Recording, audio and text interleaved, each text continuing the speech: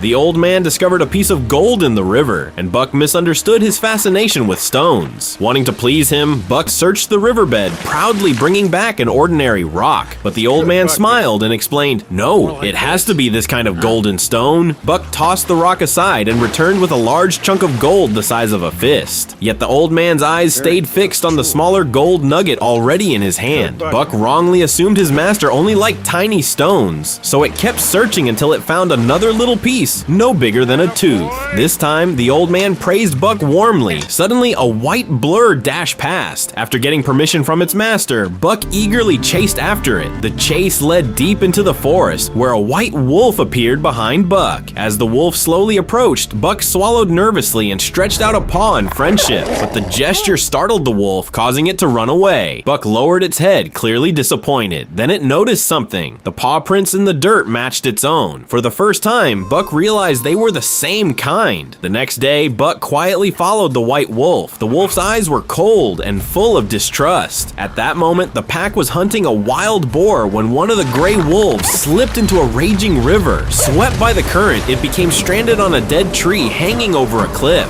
The rest of the pack could only watch helplessly. Without hesitation, Buck charged forward. Using its strength and quick thinking, it pushed against the tree and lifted it just enough for the trapped wolf to escape. That act changed everything. Buck earned not only the white wolf's respect, but acceptance from the entire pack. From then on, Buck became one of them. They hunted together, ran together, and lived as a family. Still, Buck never forgot the old man. After every hunt, it returned with part of its catch, offering it to him. Watching Buck so happy among the wolves, the old man finally understood something. This wilderness was Buck's true home, so he made the painful decision to leave and return to his own world. Before going, he tossed nearly all the gold he had found back into the river. Then he gave Buck one last command: to stay. But on the night before his departure, disaster struck. A greedy stranger came for the gold, stealing everything the old man had. During the struggle, the old man was shot. As the attacker raised his gun again, Buck lunged out of nowhere and slammed him into a raging fire. Moments later, the wooden cabin collapsed, burying the man in flames. But the old man's wounds were already too severe. Buck gently supported him on its back and stayed beside him in silence until the end. Not long after, Buck rose as the new leader of the wolf pack. Yet every time it led the pack through the forest, passing by that little cabin, it always slowed down, because even though the old man was gone, Buck never truly stopped looking for him.